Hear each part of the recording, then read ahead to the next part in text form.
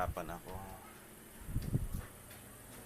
sa Intel battery ko. Ayan, natulog siya ngayon. Hindi mo siya mabubuhay kahit i-short mo to. Kumuha ka na mas mataas na amperahe dito, kahit gamitan mo siya na nito, hindi siya magcha-charge.